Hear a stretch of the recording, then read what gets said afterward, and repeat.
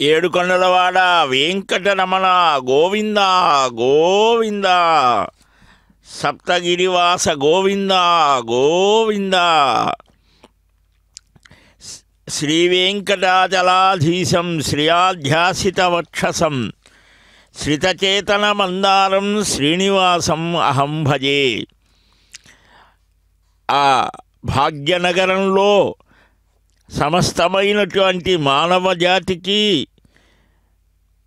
తన మహిమను, మహోన్నతమైనటువంటి మన సనాతన ధర్మస్వరూపాన్ని ఆవిష్కరిస్తూ దేవాలయ తత్వం, దేవాలయాల్లో జరగవలసినటువంటి నిత్యోత్సవ, పక్షోత్సవ, వారోత్సవ, మాసోత్సవ, అయనోత్సవ, సంవత్సరోత్సవాదులలో ఏ ఏ ప్రక్రియలు ఎలాగ జరగాలో అవన్నీ కూడా శాస్త్రబద్ధంగా నిర్వర్తిస్తూ ఉంటే దేశకాల కీర్తనం చేత ఆయా స్థానాలలో ఒక దైవీమయమైన తేజస్సు ఏర్పడి అక్కడ ఉన్నటువంటి భక్తులలో ఒక చక్కని భగవద్భావన కలుగుతోంది.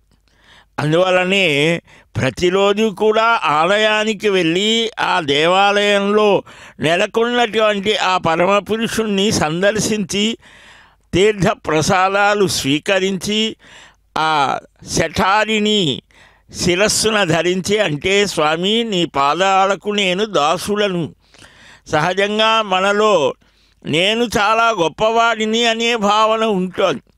విద్యలోనో, ధనంలోనో, అధికారంలోనో, మరొకటో, కానీ అందరికంటే అన్నింటిలో గొప్పవాడు పరమాత్మ కదా. సకల కళ్యాణ గుణాలకు నిలయమైనటువంటి వాడు. జ్ఞానము, బలము, ఐశ్వర్యము, వీర్యము, శక్తి, తేజస్సు, ఇవి షడ్గుణాలు. ఆ షడ్గుణ్య పరిపూర్తి 6 గుణాల వల్లనే ఆయన్ని భగవాన్ ఐశ్వర్యస్య సమగ్రస్య వీర్యస్య యశస శ్రియః అని మనకు విష్ణు పురాణం ఈ సృష్టి స్థితి లయాలు కూడా తెలిసినటువంటి వాడు. ఆ పరమాత్మ తత్వం ఎలాగ ఉంటుంది అంటే స్త్రీ పురుషాత్మకమైన దానికి, స్త్రీ పురుష నపుంసాత్మకమైన దానికి భిన్నంగా ఉంటుంది. కానీ మనం అందుకోలేం, మనకు తెలిసిన రీతిలో మనం ఉంటాం. అందుకనే తానే దిగి వచ్చి భిన్న భిన్న రూపాలలో దర్శనమిస్తాడు.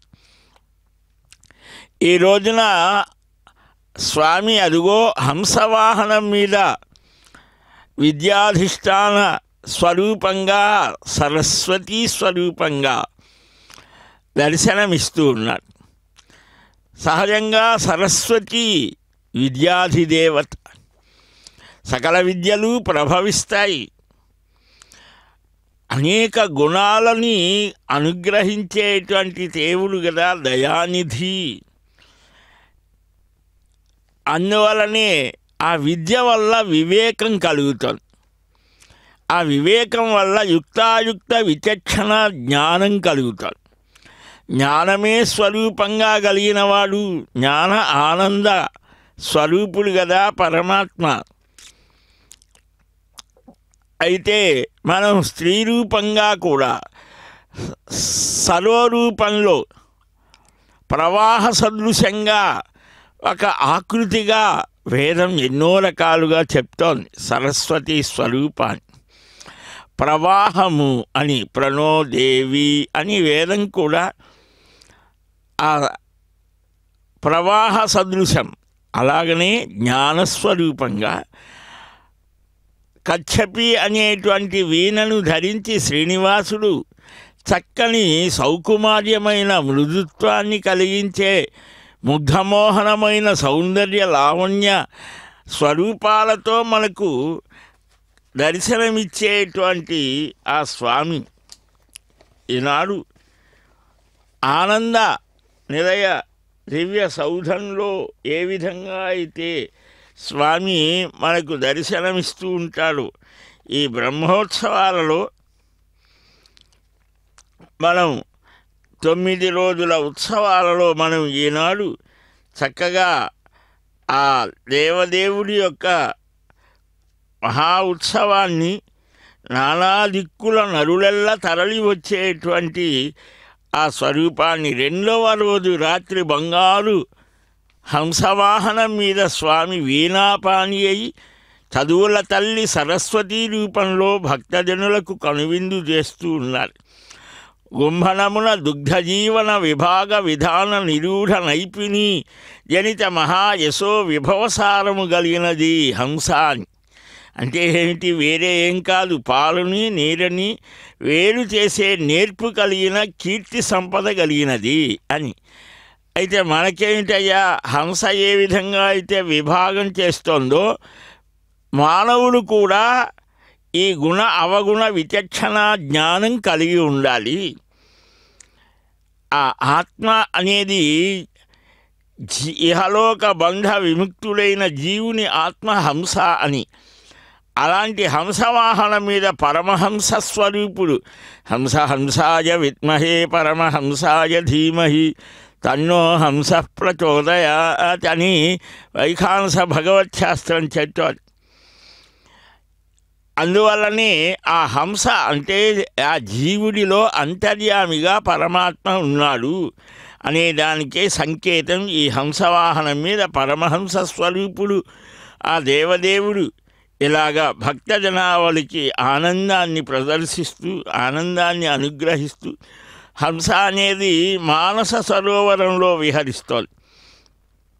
మరి పరమాత్మ అనన్యమైన భక్తుల మనస్సులనే సరస్సులలో విహరిస్తాడు. ఆత్మానాత్మ వివేకం, ఇది ఆత్మ ఇది అనాత్మ అనే వివేకం కలిగిన వాడే ఆత్మదర్శనం చేయగలడు. హంస చేతి పాలు నీరు నట్లాగే బ్రతుకు అని అన్నమయ్య ఈ తత్వాన్ని కీర్తిస్తారు చక్కగా. హంసవాహనంలోని పరమార్థం ఇదే. హంస రూపంలో భగవంతుడు శ్రీమన్నారాయణుడు బ్రహ్మదేవుడికి వేదాలను ఉపదేశించాడని భాగవత మహాపురాణం మనకు చెప్తోంది. అందువలనే హంసవాహనారూఢుడై వాగ్దేవత అలంకారంలో ఆత్మానాత్మ వివేకాన్ని చేసుకోండి అని బోధిస్తున్నాడా అన్నట్లుగా స్వామి తరుణాంగులిఛాయదంతపు సరకట్టు లింగలీకపు వింత రంగులీనా అని తన మనస్సుకి ఉల్లాసం కలిగేట్టుగా వీణావాద్యం చేస్తూ వీణుల విందుగా శ్రవణపేయమైనటువంటి ఆ భగవంతుని యొక్క నామరూప గుణాలను విని మననం చేసి శ్రవణ మనన నిధిధ్యాసనల చేత తన యొక్క స్వరూపాన్ని పరమాత్మ స్వరూపాన్ని ఈ ప్రకృతి స్వరూపాన్ని తెలుసుకోవాలి మానవుడు. అదే మానవ జీవిత పరమార్థాన్ని ఆ సంకీర్తనామృత పానం చేసిన ఆ అముదోదర దివ్య పాదారవింద చింతనామృత మత్త చిత్తులైనటువంటి మహానుభావులు అదిగో ఆ స్వామివారికి నీరాజనాన్ని సమర్పణ చేస్తూ ఉన్నారు. అలాంటి ఆ పరమాత్మ భాగ్యనగరం అంటే భక్తికి ఒక స్థానం. ఎందరెందరో ముచుకుంద మహర్షి పేరుతో అక్కడ మూసి అని అంటారు. ఇప్పుడు ఆ ముచుకుంద నదీ తీరంలో కొండలు కోణలు అనేక నదీ తీరాలలో మహర్షుల సములైనటువంటి మహానుభావులు పరమయోగులు అనేక రకాలుగా వారు ఒకనాటి కాలం చరిత్రకందని కాలం నుంచి కూడా అక్కడ ప్రబోధాలు చేశారు, అనుష్ఠానాలు చేశారు, యజ్ఞాలు చేశారు, యాగాలు చేశారు. అందువలనే ఈనాటికి ఆ మహానుభావుల మహనీయుల తపఫలంగా స్వామివారు ఆ భాగ్యనగరంలోకి అడుగుపెట్టారు. ఇక్కడ ఆ ఉత్సవాలని దర్శించినటువంటి వారికి ఆత్మానాత్మ వివేకాన్ని కలిగిస్తాడు. అందుకనే అదిగో ఆ మహిళా శిరోమణులు ఆనాటి గోపికలే ఈనాడు చక్కని ఆ స్వామివారి యొక్క దివ్యనామ సంకీర్తనల్ని గానం చేస్తూ ఉంటే ఆ పచ్చని చెట్ల మధ్య తిరుమాల వీధులలో శ్రీవారు విహరిస్తూ హంసవాహనాధిష్ఠితమైనటువంటి ఆ సుందరమైన సుకుమారమైన మృదువైన కోమలమైన శ్యామలమైన స్వరూపాన్ని ఆ సరస్వతీ రూపంలో సర్వమానవులకు సద్బుద్ధిని సదసద్వివేచనని కలిగించు పరమాత్మ అని మనం అందరి పక్షాన ప్రార్థిద్దాం. అదిగో ఆ వైఖానస భగవచ్ఛాస్త్ర కోవిదులు చక్కగా తిరునామాలను తీర్చిదిద్దారు. ఆ శుద్ధమైన సాత్వికమైన తెలుపు అనేది స్వచ్ఛతకు సంకేతం, సత్వగుణానికి సంకేతం. ఆ బంగారు రంగు ఉన్నదే అది ఆ ప్రకృతి మీద ఉండేటువంటి ఆ ప్రేమకు, పరమాత్మకు ఉండే ప్రేమకు సంకేతం. అందుకనే ఊర్ధ్వపుండ్రాలని ధరించి 12 ఊర్ధ్వపుండ్రములు 12 అది శరీరంలో కీలక స్థానం. ఆ స్థానాలలో ఆ బొట్టు పెట్టడం చేత మన నాడులు సుషుమ్నా నాడి శాంతమై చక్కగా జ్ఞాన వికాసాన్ని కలిగిస్తోంది. గోవింద. హంసవాహనము పైన హరినీడు చూడరు, హంసవాహనము పైన హరినీడు చూడరు. వీణా పాణియై వేయి రాగాలతో, వీణా పాణియై వేయి రాగాలతో అందరి గుండెలోన అమృతము కురియగా,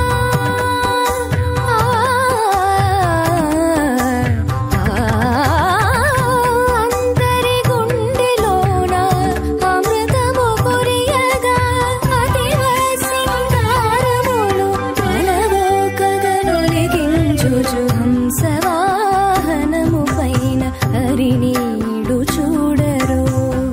వీణా పాణియై వేయి రాగాలతో హంసవాహనము పైన హరినీడు చూడరు.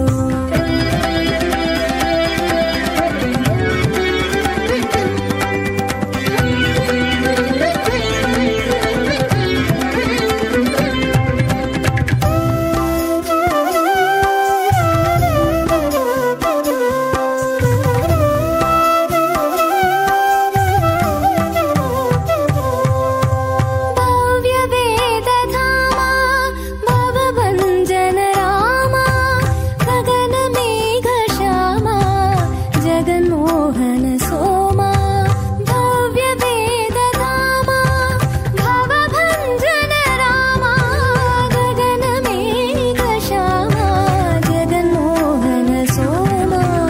రవి సోముల జడదాల్చి రసగానము ఎదదాల్చి అతివ సింగారములు అలవో కదలొలిగించుచు హంసవాహనము పైన హరినీడు చూడరు.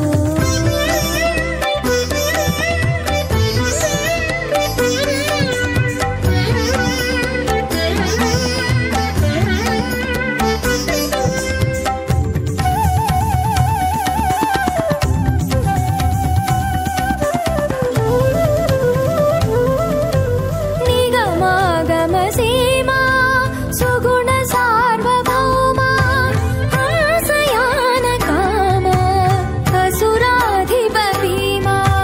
నిగమాగమ సీమా సుగుణ సార్వభౌమా హంసయాన కామా అసురాధిప భీమా.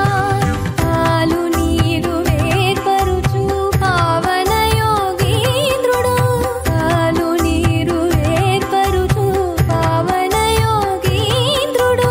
సారపు విజ్ఞాన నిధి శారదామూర్తి అయి హంసవాహనము పైన హరినీడు చూడరు.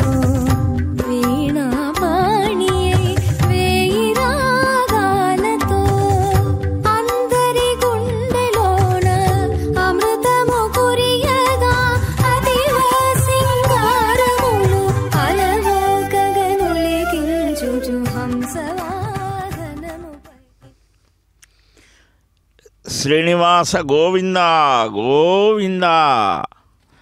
భక్తవత్సలుడైనటువంటి స్వామి జగత్తుని చక్కగా అలరింపచేస్తూ ఈ జగత్ అనేటువంటిది సత్యమా అసత్యమా అని కూడా విచారణలు చేశారు. నీకు అనుభవంలో ఉన్నంత వరకు ఇది సత్యమే కదా. కనుక దీనిలో ఏది ఎలాగా అనేటువంటిది విచారణ చేయమని సూచిస్తూ వివేకవంతులవై విజ్ఞానవంతులవై ఆ విమర్శనలతో చక్కని సద్విమర్శతో నేను ప్రసాదించినటువంటి 4 వేదములు ఋగ్వేదం, యజుర్వేదం, సామవేదం, అథర్వణ వేదం, అలాగనే ఉపవేదాలు ఆయుర్వేదం, ధనుర్వేదం, గాంధర్వ వేదం, స్థాపత్య వేదం, అలాగనే వేద అంగములు శిక్షా, వ్యాకరణ, ఛందో, నిరుక్త, జ్యోతిష, కల్పసూత్రములు, అలాగనే 18 పురాణాలు బ్రహ్మపురాణం, విష్ణు పురాణం, పద్మపురాణం, నారద పురాణం, ఇలాగ 18 పురాణాలు, 18 ఉపపురాణాలు, ఉపపురాణాలు, కావ్యములు, ఆళ్వారుల యొక్క ఆ పాసురములు, ఇన్ని రకాలుగా నీకు జ్ఞానాన్ని కలిగించేటువంటి అవకాశాన్ని ఇచ్చాను ఓ మానవుడా. నీవు వీటి ద్వారా జ్ఞానాన్ని పొంది నా స్వరూపాన్ని తెలుసుకో అని ఒక చక్కని మానవుడిలో ఉండవలసినటువంటి సత్వగుణం, రజోగుణ తమోగుణాలుంటే ఏమవుతోంది? రాక్షస రాజులని చూస్తే తెలుస్తుంది. హిరణ్యకశిపుడు కానీ, రావణుడు కానీ, బాణాసురుడు, వీళ్ళంతా కూడా వారు చాలా గొప్పవాళ్ళే, వేదాధ్యయనం చేసిన వాళ్ళే, కానీ వివేకం లేదు. ఒక ప్రహ్లాదుడు కానీ ఇలాగ వారిలో మహాభక్తి అన్నీ ఉన్నాయి, కానీ వివేకం లేదు. ఒక ప్రహ్లాదుడినే మనం చక్కగా చూస్తాం, మహాపరమ భాగవతోత్తముడుగా. ఆయన కూడా అనేక మందిని అడిగి అనేక విషయాలు తెలుసుకున్నట్టుగా మనకు పురాణ వాన్మయం చెప్తోంది. కాబట్టి ప్రతి మనుష్యుడికి కూడా ఈ వివేకం, వివేచన అనేది ఉండాలి అని ఇక్కడ శ్రీవారి బ్రహ్మోత్సవాలలో 2వ రోజున రాత్రిపూట తమస్సుని తొలగించి ప్రవణం వందే రమ్యజా మాతరం మునిం లక్ష్మీనాథ సమారంభాం నాథజామున మధ్యమాం అస్మదాచార్య పర్యంతం వందే గురు పరంపరా యో నిత్యమచ్యుత పదాంబుజయుగ్మరుగ్మ వ్యామోహర సరితరాని తృణాయ మేనే అస్మద్గురోర్ భగవతోస్య దయైక సింధోః రామానుజస్య చరణౌ శరణం ప్రపద్యే మాధాపితాయుపదయస్తనయా విభూతిః సర్వం యదేవ యమేన భగన్వయానామాద్యస్సన కులపదేర్వకులాభిరామం శ్రీమత్తదంకరిఫలం ప్రణమామి మూర్ధనా భూతం ధరస్వ మహదాగ్వయ భట్టనాథ శ్రీభక్తిసార కులశేఖర యోగివాహ భక్తాంగరేణ పరకాలయతేంద్ర విశ్వాన్ శ్రీమత్పరాంగురమునే ప్రణతోస్మి నిత్యం ఎన్విరవిదేర ఇరంజరేణముగాన్ వేరగళి அழைத்தானை அன்புகள் சீரத்தார் முத்துக்கள் சேரும் கடல் மல்லை பூதத்தார் பொன்மாய்ந்தருள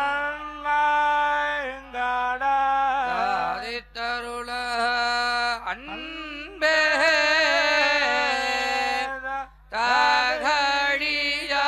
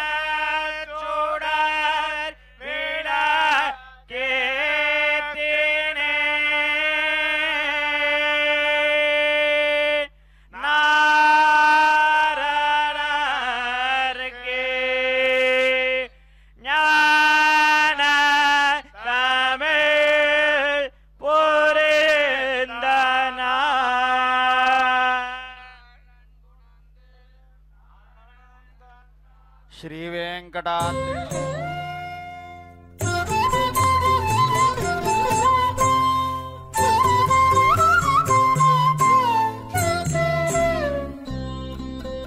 విష్ణుదేవు పాదములే విద్యా బుద్ధి విష్ణుదేవు పాదములే విద్యా బుద్ధి మాకు వైష్ణవులమైతిమింక వదలవో కర్మమా విష్ణుదేవు పాదములే విద్యా బుద్ధి మాకు వైష్ణవులమైతిమింక వదలవో కర్మమా విష్ణుదేవు పాదములే విద్యా బుద్ధి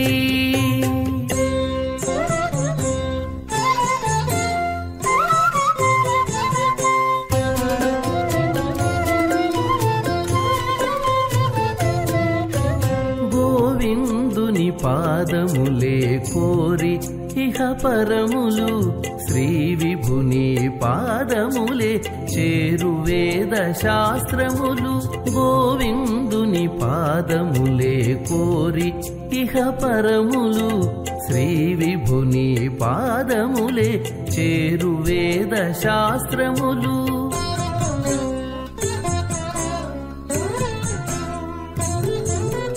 దేవదేవు పాదములే దిక్కును దశయు మాకు దేవదేవు పాదములే దిక్కును దశయు మాకు భావములో నిలిపితి పాయరు పాపములు దేవదేవు పాదములే దిక్కును దశయు మాకు భావములో నిలిపితి పాయరు పాపములు విష్ణుదేవు పాదములే విద్యా బుద్ధి మాకు వైష్ణవులమైతిమింక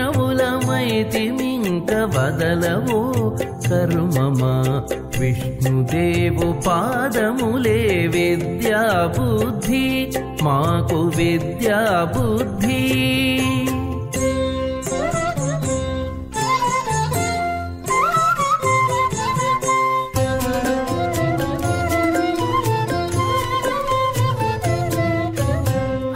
పాదములే మాకు అన్నపాన భోగములు పరమాత్మ పాదములే పాడి పంట హరి పాదములే మాకు అన్నపాన భోగములు పరమాత్మ పాదములే పాడి పంట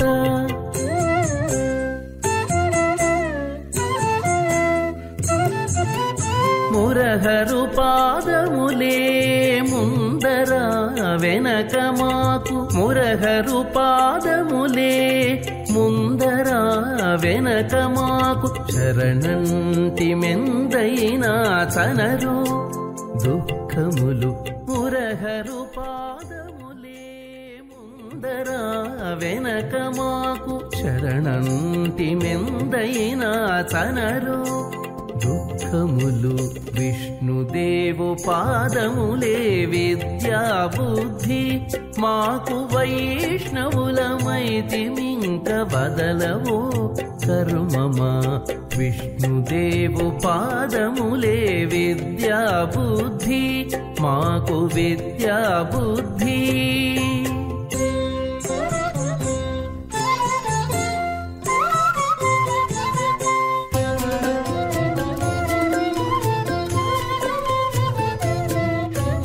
అనంతుని పాదములే ఆయుష్య భౌష్యములు ధనుజారి పాదములే ధనధాన్య ధర్మములు అనంతుని పాదములే ఆయుష్య భౌష్యములు ధనుజారి పాదములే ధనధాన్య ధర్మములు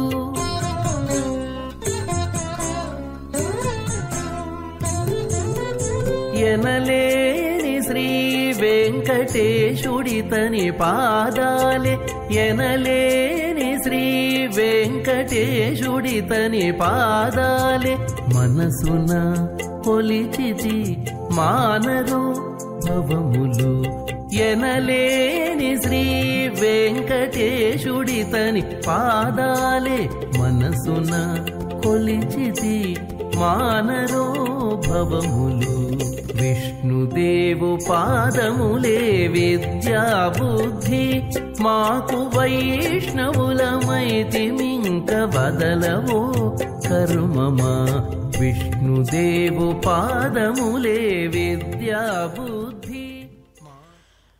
మనస్సు అనేటువంటి సరోవరంలో విహరించే హంసస్వరూపుడు అన్నమాచార్యుల వారు అద్భుతంగా వర్ణన చేస్తారు. అదిగో ఆ సరస్వతీదేవి రూపంలో విద్యాలక్ష్మిగా కూడా భావన చేస్తారు. 8 రూపాలలో అమ్మని స్తుతిస్తారు. ధాన్యలక్ష్మిగా, ఆదిలక్ష్మిగా, ధైర్యలక్ష్మిగా, గజలక్ష్మిగా, సంతానలక్ష్మిగా, విజయలక్ష్మిగా, విద్యాలక్ష్మిగా, ధనలక్ష్మిగా, ఇలాగా అష్టలక్ష్ములు ఉన్నట్టుగా మనకు తెలుస్తోంది.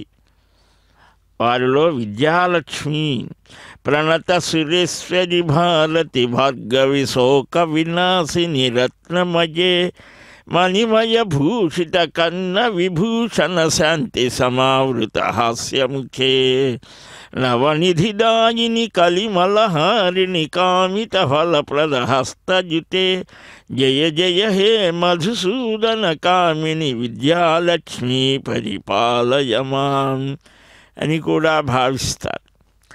అనేక రూపాలు అమ్మ భిన్న రూపాలలో తాను కూడా తన సంతానమైనటువంటి ఈ జీవరాశిని అనుగ్రహించడానికి ఆమె పదసేవ చేసే కవులు మహాకావ్యాలు అందిస్తారు. అదిగో ఆ ఊర్ధ్వపుండ్రాలని మనం చూస్తున్నాం. శ్రీవారి యొక్క ఆ దివ్యమైనటువంటి భావాన్ని కలిగిస్తాయి ఊర్ధ్వపుండ్రములు అని అన్నారు. అంటే ఊర్ధ్వముఖంగా మానవుడి యొక్క ఆలోచన సాగాలి అంటే ఏమిటి? జ్ఞాన విజ్ఞాన సమన్వితులై సాగాలి అని. అందువల్లనే ఇందాక మనం విన్నాం, ఆచార్యులు ఆళ్వారులు కృతినః కమలావాస కారుణ్యైకాంతినో భజే ధత్తే యత్ సూక్తి రూపేణ త్రివేదీ సర్వయోగ్యతాం అని ఆ ఋగ్యదుస్సామ రూపమైన వేదం సంస్కృతంలో ఉండడం చేత కొంతమందికి మాత్రమే అది అనుసరించి అధికారం కలిగిస్తోంది అని ఆ రహస్యమైన అర్థాలను ద్రావిడ దివ్య ప్రబంధం ద్వారా ఆళ్వారాదులు అనుగ్రహించారు. ఇది సర్వాధికారం కలిగినటువంటిది. అందరూ కూడా ఆ ప్రపత్తి మార్గాన్ని అనుష్ఠించే ఆ దయా గుణ స్వరూపుడైనటువంటి స్వామి యొక్క అనుగ్రహాన్ని పొందవచ్చు అని మనకు పరమ ఋషులు యోగ మహిమతో ఏ విధంగా అయితే అనుగ్రహించారో విశేషమైనటువంటిది ఆ మహర్షాదులని కూడా స్మరింపజేస్తూ అమ్మవారికి కూడా చైతన్యాన్ని ప్రసాదించి వాల్మీకి రామాయణంలో మనం చూస్తాం. బ్రహ్మగారు వాల్మీకి దర్శనమిచ్చి నీకు అక్కడ ఏమి జరిగినదో రాముడుగా ఉన్నప్పుడు ఆయన ఏం మాట్లాడారో, సీతమ్మ ఏం మాట్లాడిందో, ఏ విధంగా నడిచిందో, ఏ విధంగా వారు నవ్వారో అన్నీ కూడా పాణావామలకం యథా అరచేతిలో ఉసిరిక పండులాగా కనిపిస్తుందయా. అంతేకాదు నా అనుగ్రహం చేత సరస్వతి నీ జిహ్వాగ్రం మీద నిలిచి నాట్యం చేస్తుందన్నారు.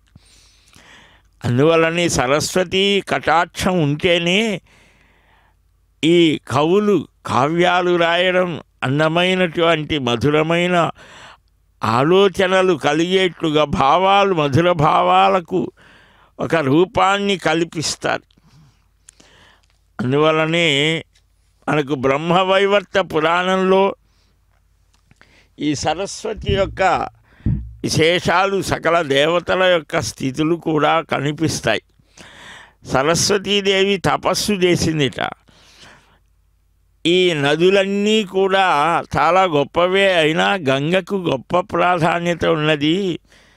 అదిగో ఋగ్వేద యజుర్వేద సామవేదాత్మకమైనటువంటి పారాయణ వెనక స్వామి వెనుక భాగంలో సాగుతూ ఉంటే, ముందుగా ప్రబంధ పారాయణ జరుగుతూ ఉంటే, మధ్యలో శ్రీవారు అందరికంటే ముందుగా అలా గజరాజులు ఆ అద్భుతమైనటువంటి నృత్య నాట్య విశారదలు అయినటువంటి వారు. తౌర్యత్రికము అని అంటారు. అంటే నృత్యం, నాట్యం, ఈ గానం, వాద్యం, ఈ నాట్యము, వాద్యము, గానము ఉంటే అది తౌర్యత్రిక విశారదులు. అది ఎలాగ వస్తుంది? అమ్మ అనుగ్రహం వల్లనే వస్తుంది. లలిత కళలు అంటే కవిత్వం చెప్పడం, వక్తృత్వం, నాట్యం చేయడం, ఇలాగ ఇవన్నీ కూడా కళలన్నీ కూడా అమ్మ అనుగ్రహం చేతనే. అలాగా ఆ సరస్వతి రూపంలో ఉన్నది కూడా నేనే అని మనకైతే విభాగాలు ఉన్నాయి, స్త్రీ పురుషులని. ఇలా ఆయనకి ఏదీ లేదు, సర్వజీవాంతర్యామి ఆయన. జీవుడికే లేదు శరీరం భేదం అనేది, పరమాత్మకు ఉన్నది కనుక. అలాంటి ఆ పరమాత్మ లయాశతకంలో వేదాంత దేశకులు అద్భుతంగా సమస్త జననీం వందే చైతన్య స్తన్యదాయినీం శ్రేయసీం శ్రీనివాసస్య కరుణామివ రూపిణీమని శ్రేయస్కారిణి అయినటువంటి ఆ పరమదయాస్వరూపము ఎలాగ ఉంటుందో కూడా మనకు చూపిస్తూ ఉన్నారు. కనుక ఈ సరస్వతి రూపాన్ని విద్య, కవిత్వ, పటుత్వ, మహత్వ సంపదలని ప్రసాదించమని పోతన్న గారు కూడా చక్కగా ప్రార్థిస్తారు. ఆ సరస్వతి శారద ఆయనకు అనేక పేర్లు ఉన్నాయి. ఆ పేర్లతో అనేక స్థానాలలో విరాజిల్లుతూ ఉంటుంది. అలాగా మనకు ఆయా క్షేత్రాలలో అనేక నామధేయములతో విరాజిల్లేటువంటి ఆ స్వరూపము నేనే అని కర్పూర నీరాజనాల్ని అందుకుంటున్నారు శ్రీవారు. జయ గోవింద ముకుంద కేశవ హరే శౌర్యే మురారియే రమాప్రియ నారాయణ శంఖచక్రధర గోపీనాథ సద్భక్త సంచయ సంరక్ష విపక్ష శిక్ష సరసీజాతాక్ష స్వామిన్ భవజయమే నా జయమంచునెంచెదనయా సప్తాచలాధీశ్వరా. అదిగో ఆ మహిళా శిరోమణులు చక్కని నాట్య కోలాటాలతో భక్తులకు చక్కని భగవంతుని యొక్క నామము, ఆయన నామాన్ని స్మరిస్తేనే చాలు. ఆయన గుణాలు అసంఖ్యాకం అన్నారు. అనంత కళ్యాణ గుణస్వరూపుడుట ఆయన. అందువల్లనే రామానుజాచార్య స్వామి గద్యత్రయంలో అద్భుతంగా వర్ణన చేస్తారు. ఆ స్వరూపాన్ని శక్తి, తేజస్సు, సౌశీల్యం, జ్ఞానం, బలం, వాత్సల్యం, మార్దవం, ఆర్జవం, సౌహార్దం, సౌమ్యం, కారుణ్యం, మాధుర్యం, గాంభీర్యం, ఎన్ని గుణాలయ్యా, లెక్కలేనన్ని గుణాలు. ఆ గుణాలలో కొన్ని ఒక రూపాన్ని ధరిస్తే ఎలా ఉంటుంది? ఇదిగో మనం చూసేటువంటి రూపంలో ఉంటుంది. జ్ఞాన, విద్యా, భక్తి, వివేకాలని కలిగించేటువంటి స్వరూపంగా మనం ఆ శారద అని, అలాగే సరస్వతి అని, ఇక్కడ కొన్ని రూపభేదాలు ఇలాగా ఉపాసన కాండలో విశేషంగా చెప్పడం జరుగుతోంది.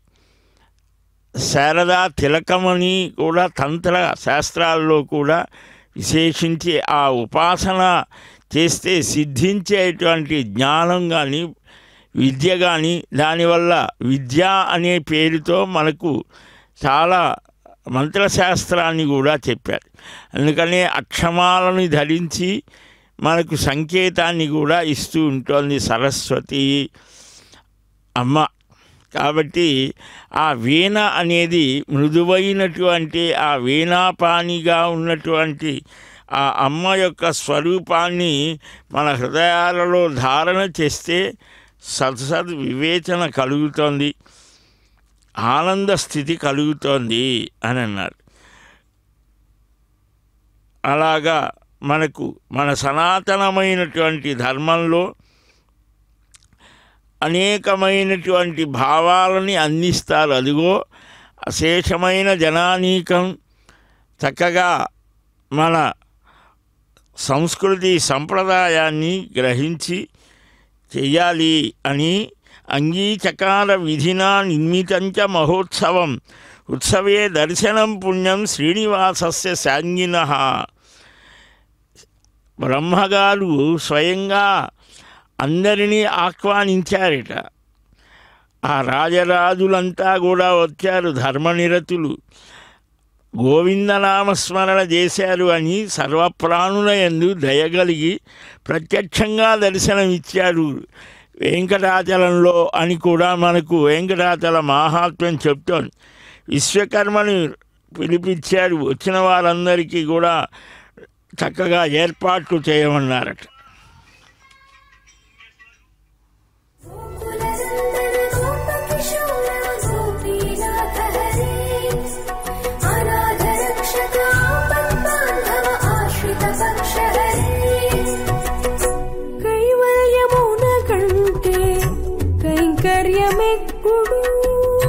కైవల్యమున కంటే కైంకర్యమెక్కుడు శ్రీ విభుడా నీవు మాకు జిక్కే మర్మమిదివో. కైవల్యమున కంటే కైంకర్యమెక్కుడు శ్రీ విభుడా నీవు మాకు జిక్కే మర్మమిదివో. కైవల్యమున కంటే కైంకర్యమెక్కుడు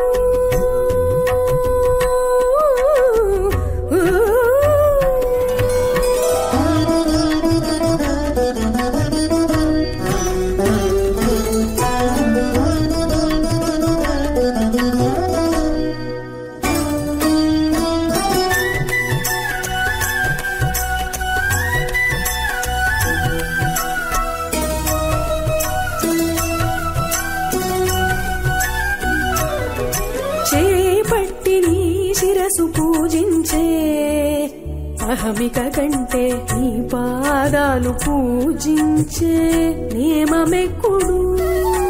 చేపట్టి నీ శిరసు పూజించే అహమిక కంటే నీ పాదాలు పూజించే నేమమెక్కుడు. మాపుదాకా నిన్ను కొల్చి మంది మేళమవు కంటే మాపుదాకా నిన్ను కొల్చి మంది మేళమవు కంటే దాపగు నీ దాసుల శేషత్వమెక్కుడు. మాపుదాకా నిన్ను కొల్చి మంది మేళమవు కంటే దాపగు నీ దాసుల శేషత్వమెక్కుడు. కైవల్యమున కంటే కైంకర్యమెక్కుడు శ్రీ విభుడా నీవు మాకు జిక్కే మర్మమిదివో. కైవల్యమున కంటే కైంకర్యమెక్కుడు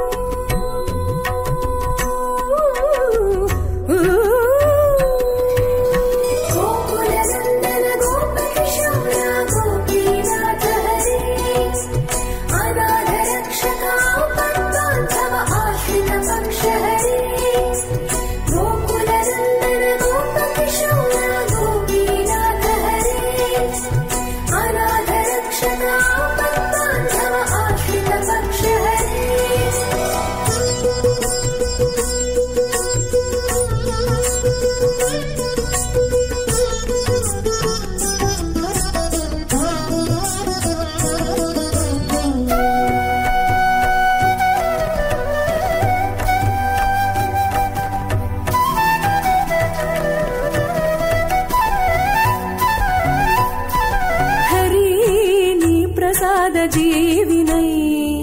గర్వించుట కంటే హరయని దాసుల లెంకౌటెక్కుడు హరిని ప్రసాద జీవినై గర్వించుట కంటే హరయని దాసుల లెంకౌటెక్కుడు వెరవున నీ చెవిలో విన్నపాలు సేయు కంటే వెరవున నీ చెవిలో విన్నపాలు సేయు కంటే ధరణి కూడిగా కాండ్ల తలపించుటెక్కుడు వెరవున నీ చెవిలో విన్నపాలు సేయు కంటే ధరణి కూడిగా కాండ్ల తలపించుటెక్కుడు కైవల్యమున కంటే కైంకర్యమెక్కుడు శ్రీ విభుడా నీవు మాకు చిక్కే మర్మమిదివో కైవల్యమున కంటే కైంకర్యమెక్కుడు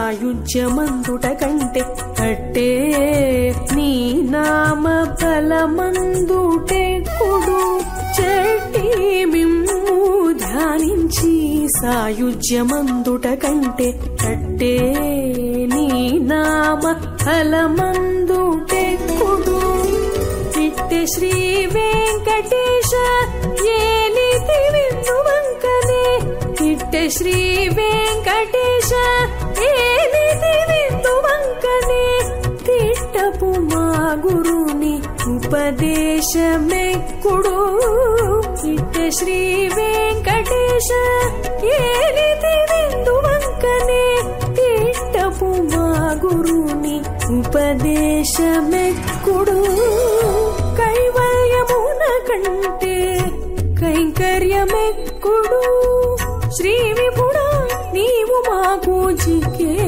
మర్మమిదివో కైవల్యమున కంటే కైంకర్యమెక్కుడు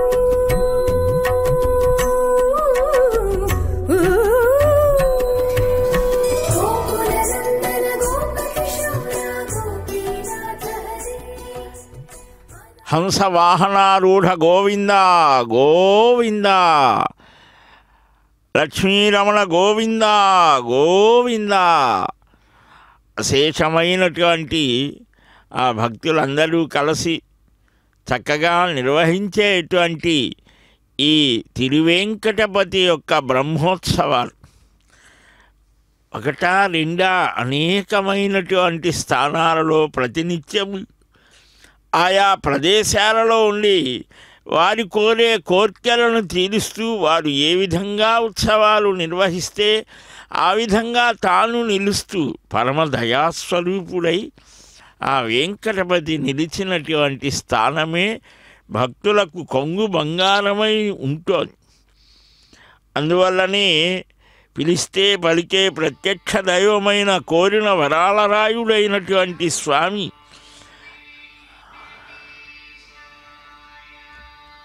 అట్టి స్వామికి అదుగో కుంభహారతి సమర్పిస్తూ ఉన్నారు.